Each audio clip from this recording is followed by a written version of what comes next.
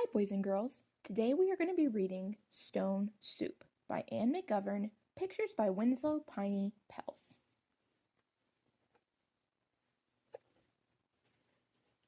A young man was walking. He walked and he walked. He walked all night and he walked all day. He was tired and he was hungry. At last, he came to a big house. "What a fine house," he said. "There will be plenty of food for me here." He knocked on the door. A little old lady opened it. "Good lady," said the young man, "I am very hungry. Can you give me something to eat?" "I have nothing to give you," said the old lady. "I have nothing in the house. I have nothing in the garden." And she began to close the door. "Stop," said the young man. "If you will not give me something to eat, will you give me a stone?" "A stone," said the old lady. "What will you do with a stone? You cannot eat a stone." "Ah," said the young man, "I can make soup from a stone." Now, the little old lady had never heard of that. Make soup from a stone? Fancy that. "There are stones in the road," said the little old lady. The young man picked up a round, gray stone. "This stone will make wonderful soup," he said. "Now get me a pot." The little old lady got a pot.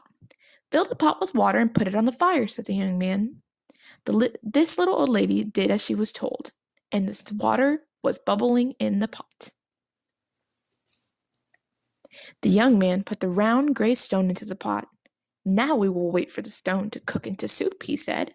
The pot bubbled and bubbled. After a while, the little old lady said, "This soup is cooking fast."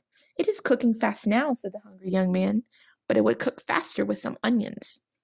So the little old lady went to the garden to get some yellow onions. Into the pot went the yellow onions with the ground gray stone. "Soup from a stone," said the little old lady. "Fancy that." The pot bubbled and bubbled. After a while, the little old lady said, "This soup smells good." "It smells good now," said the hungry young man, "but it would smell better with some carrots." So the little old lady went out to the garden and pulled up all the carrots she could carry. Into the pot went the long, thin carrots with the yellow onions and the round, gray stone. "Soup from a stone," said the little old lady. "Fancy that." The pot bubbled and bubbled. After a while, the little old lady said, "This soup tastes good." "It tastes good now," said the hungry young man, "but it would taste better with beef bones." So the little old lady went to get some juicy beef bones. Into the pot went the juicy beef bones, and the long, thin carrots, and the yellow onions, and the round, gray stone. "Soup from a stone," said the little old lady. "Fancy that." The pot bubbled and bubbled. After a while, the little old lady said, "This soup is fit for a prince." "It is fit for a prince now," said the hungry young man, "but it would be fit for a king with a bit of pepper and a handful of salt." So the little old lady got the pepper and the salt. Into the pot went the bit of pepper and the handful of salt, with the juicy beef bones and the long, thin carrots and the yellow onions and the round, gray stone. "Soup from a stone," said the little old lady. "Fancy that." The pot bubbled and bubbled. After a while, the little old lady said, "This soup is too thin." "It is too thin now," said the hungry young man, "but it would be nice and thick with some butter and barley." So the little old lady went to get butter and barley.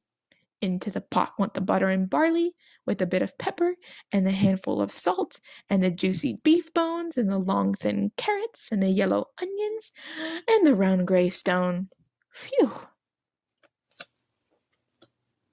"Soup from a stone," said the little old lady. "Fancy that." The pot bubbled and bubbled. After a while, the little old lady tasted the soup again. "This is good soup," she said. "Yes," said the hungry young man. "This soup is fit for a king. Now we will eat it." "Stop," said the little old lady. "This soup is indeed fit for a king. Now we will set aside a table fit for a king."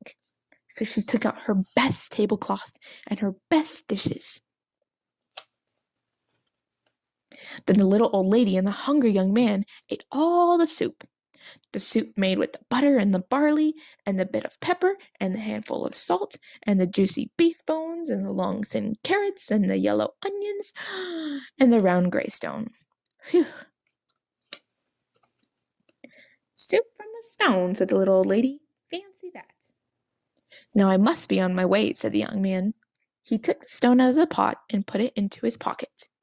Why are you taking the stone? Said the little old lady. Well, said the young man, the stone is not cooked enough. I will have to cook it some more tomorrow. And the young man said goodbye. He walked on down the road. He walked and he walked. What a fine supper I will have tomorrow, he said to himself. Soup from a stone. Fancy that. The end. What do we think about that? What do you think the lesson was? Was the young man a trickster? Maybe. Thank you for joining me today, boys and girls. Have a great day.